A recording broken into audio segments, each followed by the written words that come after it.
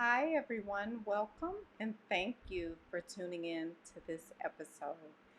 I was recently watching an interview slash conversation between Dr. Paul Saladino and Dr. Anthony Chaffee, well known in the carnivore community. Both of them are MDs. Dr. Chaffee is currently a neurosurgeon resident. He is a former professional rugby player, and Dr. Saladino is an author of the book The Carnivore Code, and he does have the business Heart and Soil. I really encourage you to check both of those out when you do have a chance.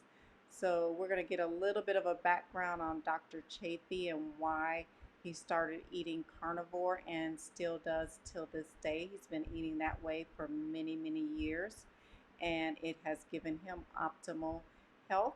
And we'll learn the difference between him and Dr. Saladino and their differences.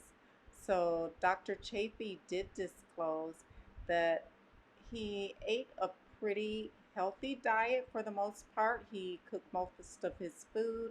He didn't really eat a lot of processed food. He ate mostly vegetables and lean meat. And through his studies, though, while he was doing some of his university classes in biology, and it reminded him of plants and their defense mechanisms as well as the carcinogens that are found in a lot of vegetables.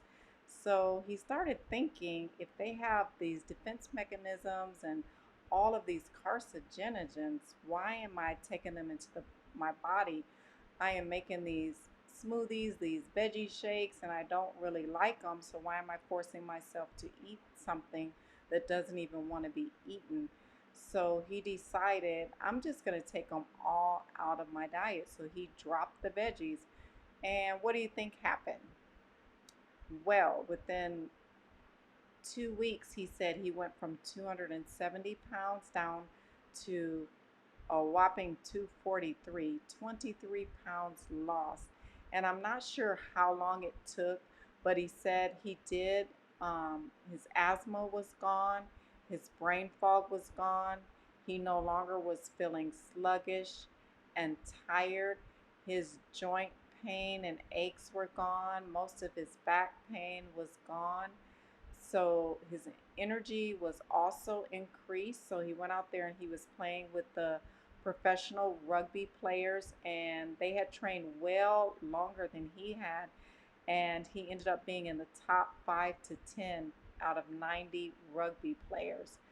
So he had lost a lot of fat, gained a lot of muscle. And although he hadn't trained as long as them, he was well above a lot of them that were out there and trained a lot longer and more fit than he was, just by dropping the vegetables. So that's pretty interesting and pretty astonishing if you ask me. And both of these doctors has studied nutrition for many, many years and specialized in that because they are into optimal health. He did also say something else pretty interesting about coffee. He said he was not an avid coffee drinker, but he did notice he had more aches and pains when he did drink coffee.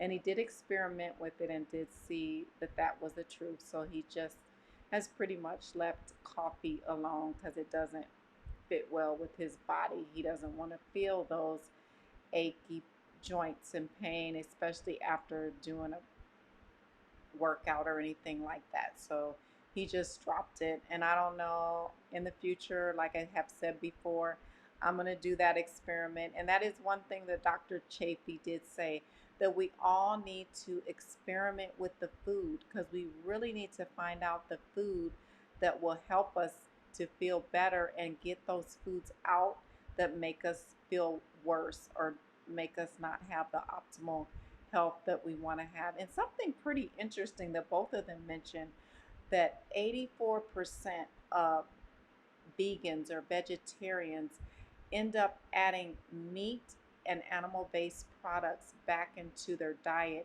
all due to health reasons. So that was pretty interesting, also. And that was my case. I mainly ate a vegan vegetarian diet, some very little meat and a little bit of fish, but primarily vegetables and fruits. So when I added that meat into my diet, those nutrients that I was missing, I started gaining those nutrients back with that meat and the fat.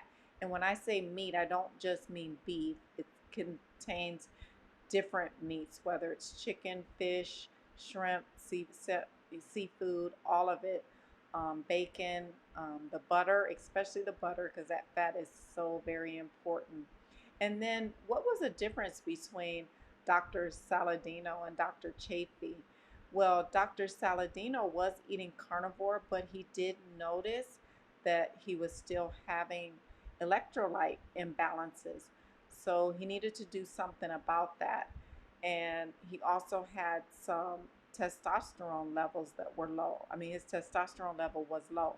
So he started adding some fruit. No, not he didn't go crazy with it, but he added some fruit and honey into his diet, and that has balanced his electrolytes and given him the lab results that he was looking for. Everything did increase to normal or above normal levels for him, which is great.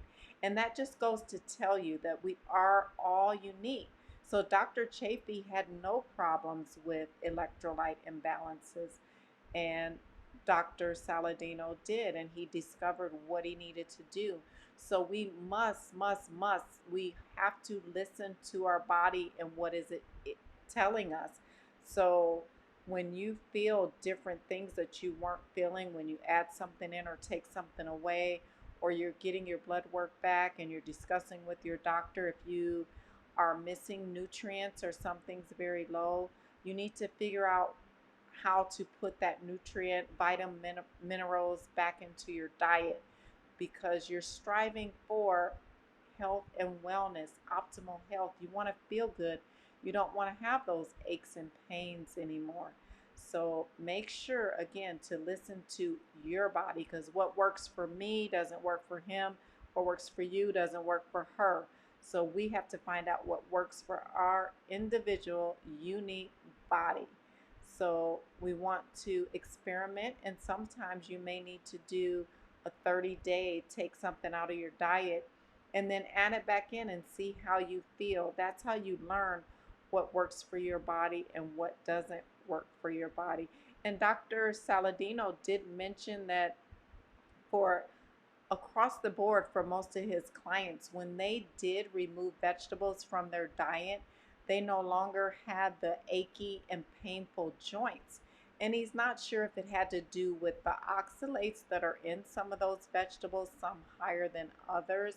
One well-known one is spinach, but there are others. So yes, I will be doing a video on oxalates because that is very interesting.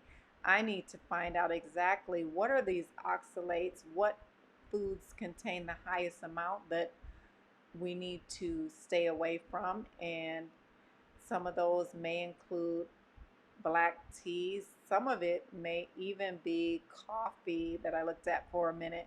So I'm going to do some more research on that and get a video to you about the oxalates. And yes, I am still going to do a video on the mitochondria. So in ending this video, I just want to say I want you to challenge yourself. I don't know if you did on the other video, take my challenge and remove an item from your diet.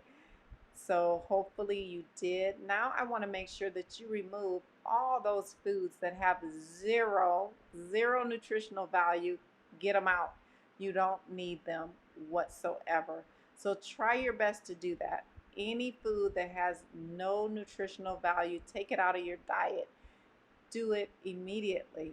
And if you do end up eating something that you were supposed to take out, don't just say, oh, it's too much, I can't do it. No, don't give up. Try again.